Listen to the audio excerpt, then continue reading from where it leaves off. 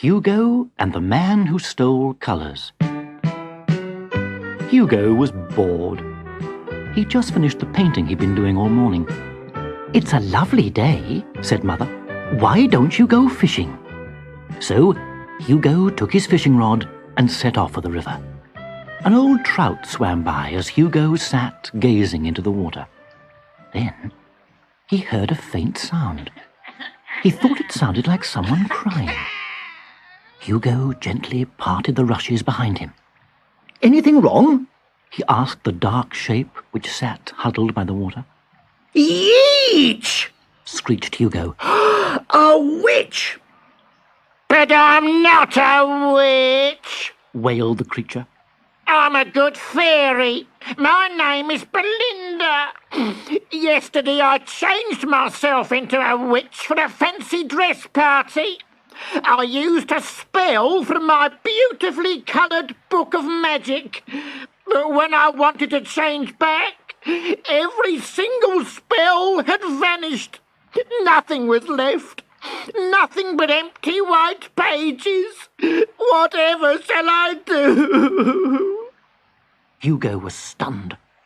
"Well, first of all, you better show me where you left your book of magic." Belinda pulled out an ancient book, bound in dragon skin. "Look!" she cried, flicking the bare white pages under Hugo's nose. But something caught Hugo's eye. One ghostly white toadstool stood out among a cluster of coloured ones. More white toadstools led into the trees. "Someone's stealing colours," cried Hugo. "We must follow this trail of white toadstools." The two friends followed the telltale toadstools all that afternoon and evening. Finally, exhausted, they sank down on a grassy bank to sleep. But in the morning, they were in for a surprise. Thump, thump, bang, bang. Hugo pulled Belinda clear as a little door in the bank opened to reveal a white rabbit wearing crumpled pyjamas. "You may as well come in for breakfast," he grumbled. The two friends followed him into his cosy burrow and told the white rabbit about their search for the lost colours. "Funny," frowned the rabbit. "Yesterday afternoon I went to sleep in the sun, brown as usual, but when I woke up, I was white." "So, we're on the right track," cried Hugo. After breakfast, Hugo and Belinda set off again on their search. Suddenly, a large white animal jumped out at Hugo. "A brown weasel turned white," gasped Hugo. The newcomer scowled. "I am an ermine," he snapped. "and ermines are always white." Hugo blushed and rushed away. "Hugo, come quickly!" cried Belinda. A trail of white bluebells led to an extraordinary sight. The colourful countryside stopped, giving way to a cold, white landscape. "The colour thief must live here," said Belinda. They came to a long white tower. "That must be the thief's house," whispered Hugo. They climbed a dark staircase. At the very top of the stairs sat a little man made of colours. "I watch you through my telescope," he boomed. "What do you want?" "Sir," squeaked Hugo bravely, "we are searching for the coloured words from Belinda's book, the red and white spots from the toadstools, the blue from the bluebells in the forest, and the brown from our friend here, the rabbit. Have you seen them by any chance?" The little man leapt from his chair, screeching with laughter.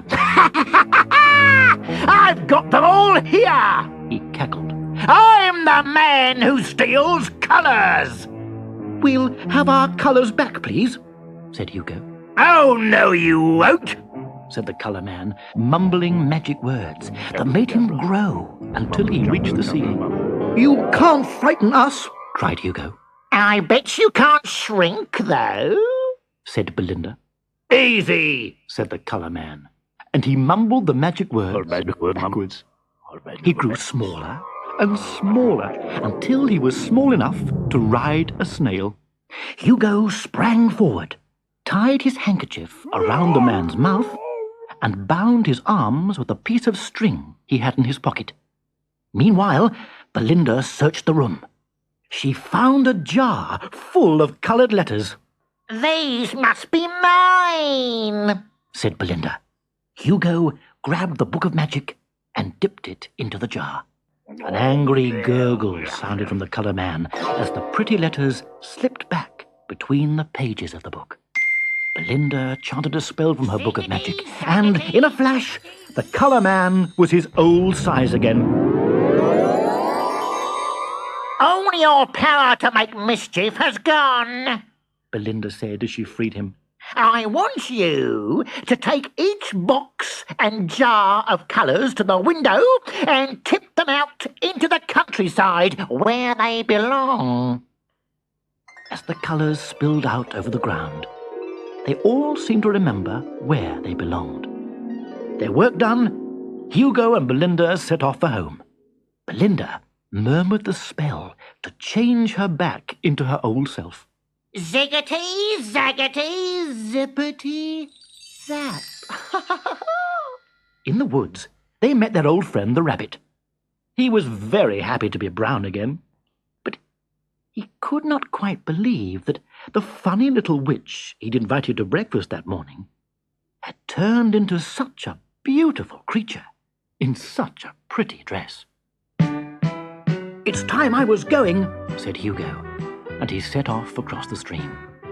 While the rabbit sat puzzling over the change in Belinda, Hugo skipped home, trying to think up a tale his mother would believe. And what do you think he told her?